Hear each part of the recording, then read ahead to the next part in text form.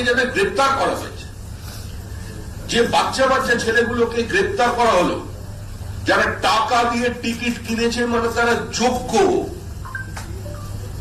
তারা সরকারি চাকরি করে, মাল্টিন্যাশনাল কোম্পানিতে চাকরি করেন, উচ্চশিক্ষিত ছেলে, তাদের গ্রেপ্তার করা হয়েছে, 7 দিনের জেসি হয়েছে তাদের। আর যারা এই প্রাতিষ্ঠানিক লুট করল তারা কোথায়? মেসিকে প্রথম 25 কোটি টাকা অ্যাডভান্স কে করেছে? এর মধ্যে কারা আছে? গোটা তৃণমূল দল যুক্ত। শুধু একজন ক্রীড়ামন্ত্রীর পদত্যাগ করিয়ে তাকে যে নাটক করা, এবং ডিজিকে কে পরিচালনা করে? পরিচালনা করে সরকার।